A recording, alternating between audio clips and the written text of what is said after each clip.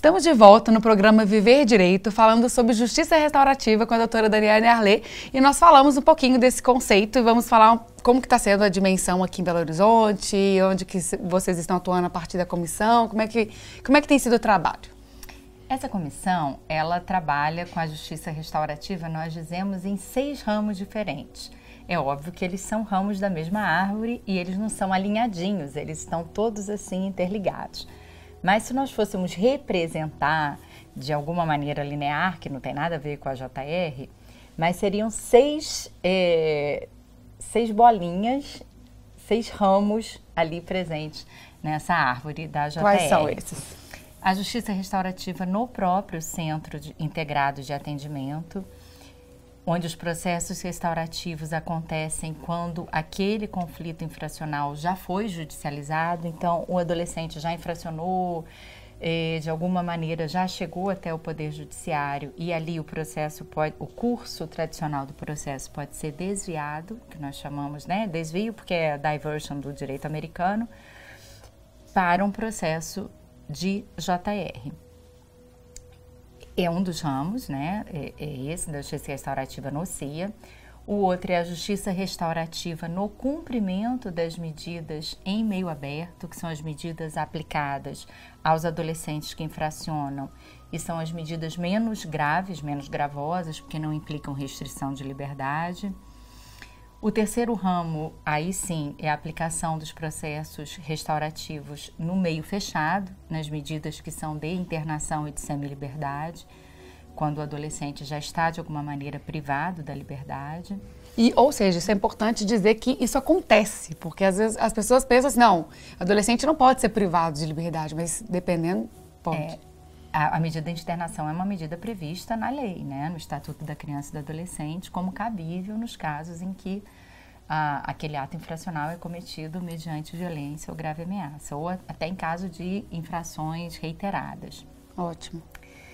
E o quarto ramo seria na Polícia Civil. Nós estamos trabalhando com a possibilidade, aqui ainda estamos em fase de implementação da justiça restaurativa na polícia.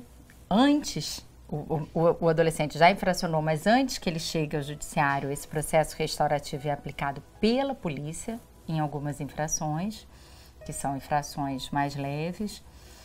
O quinto ramo, a justiça restaurativa nas unidades de acolhimento, que são, eu vou dizer o termo antigo, que são os abrigos, para as pessoas saberem, mas corretamente são as unidades de acolhimento das crianças e dos adolescentes que estão afastados por situação de risco, estão afastados das suas famílias naturais. E o sexto ramo, que é a menina dos nossos olhos, é a justiça restaurativa nas escolas.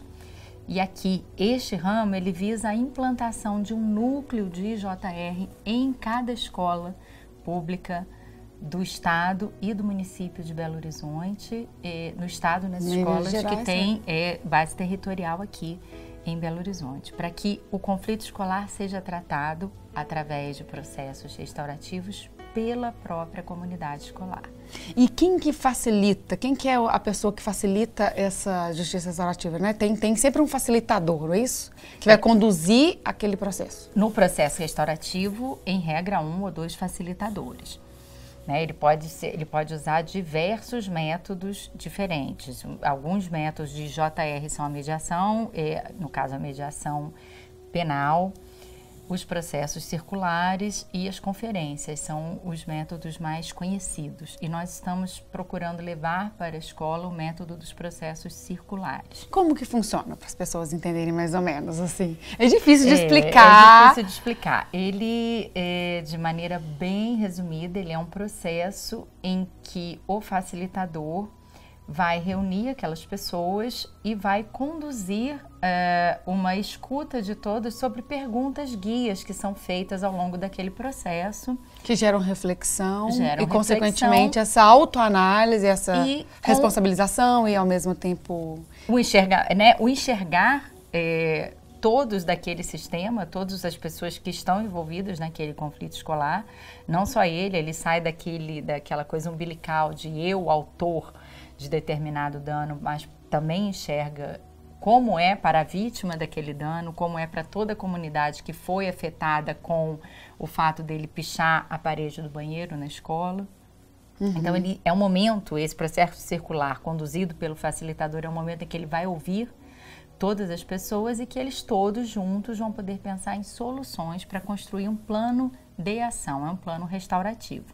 Como reparar os danos causados e como dali para frente fazer diferente, como todos nós podemos fazer diferente daqui para frente. Ou seja, todos são, de alguma maneira, corresponsáveis a partir do momento que eles estão envolvidos, de alguma maneira. Esse né? é um dos princípios da justiça restaurativa, é a corresponsabilidade. Com isso, a gente pretende empoderar a escola, reempoderar, né? A escola nunca deveria ter sido desempoderada. A gente pretende gerar, né, a sensação de pertencimento tão importante no rendimento e na não evasão escolar, e a prevenção de conflitos violentos, né? Os conflitos naturais, a gente quer que eles ocorram na escola, mas não de maneira violenta. Desculpa te interromper, é verdade. Fui eu que falei demais. Não, então tá ótimo. A gente tá aqui no bate-papo, vocês estão vendo como é que tá sendo leve. Sempre gostoso. Me conta uma coisa, como é que tem funcionado? Já tem implementado algum núcleo, alguma escola? Sim, não, ainda não. Nós estamos, ele é um programa longo. Ele foi aprovado no ano passado, ele é um programa da comissão. Esse programa ele foi co-construído em conjunto pela comissão.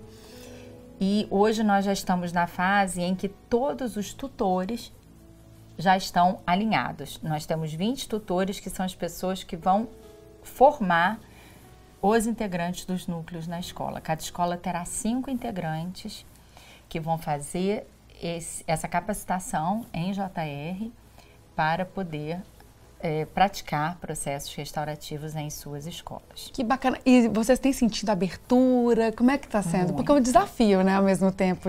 Como a gente estava falando de mudança de cultura, tanto que não é algo longo, né? Tem o quê? De 2014 para cá tem pouco tempo. Ainda estamos em construção, muitos avanços, mas muito ainda a avançar, como você disse. Com certeza. Mas como é que tem sido essa aceitação? Olha, a aceitação tem sido muito, muito singular. Aqui em Belo Horizonte nós tivemos a adesão com muito boa vontade do Estado e do município, de ambas as secretarias de educação, que compraram a ideia. Eu digo assim, compraram porque se apaixonaram junto conosco pela ideia. E, óbvio, o que nós encontramos são resistências naturais do como fazer, né? Todos nós temos uma tendência a ficar... Tipo, eu achei lindo, mas é possível? Não, operacionalizar? Acho que não vou conseguir. Não, é Entendi. difícil. Tá muito difícil, então retrocede. E tem esse suporte todo da comissão. Tem todos os dias a gente tem que ir reforçando a ideia de que conseguiremos. E vamos. E acreditamos. E eu gostaria, eu vi que você trouxe não sei se eu posso chamar de instrumento, ou brinquedo, ferramenta, para explicar um pouquinho e deixar uma mensagem para as pessoas. Tá. Tá aqui. Olha, esse instrumento que eu trouxe aqui para o seu programa, né, para mostrar no Viver Direito, cujo nome eu adorei, ele simboliza, na minha opinião, alguns princípios da justiça restaurativa, porque ele demonstra que todos nós somos elementos de um sistema e que basta, né, a tensão ou a modificação ou o movimento de um desses elementos para que nós possamos alterar o todo. E esse é o pensamento da justiça restaurativa, o pensamento sistêmico, a justiça sendo feita de maneira sistêmica. Nós sabemos que nós podemos nos comprimir e nós sabemos que nós podemos também nos ampliar. E o que eu espero é que a justiça restaurativa possa crescer muito aqui no município de Belo Horizonte. E que juntos, então, façamos essa diferença. Fazer as diferenças, cada um com seus pequenos movimentos, mas capazes de transformar o todo. Ai, que lindo, Daniele. Muito obrigada mais uma vez por ter vindo, por ter aceitado o convite, nos instrumentalizado com tanto conhecimento. A gente está aqui para poder sensibilizar vocês e instrumentalizar de práticas, né, tão inovadoras como essa. Se quiser conhecer um pouco mais, nós vamos deixar aqui os dados, vamos deixar aqui algumas informações. E pesquisem também, procurem a gente, procurem a doutora Daniele, estamos à disposição. Não deixe de passar lá no Espaço K. Cuidar dos seus cabelos e no estilo moda, sempre com um look lindo para o nosso programa, tá? Até a próxima!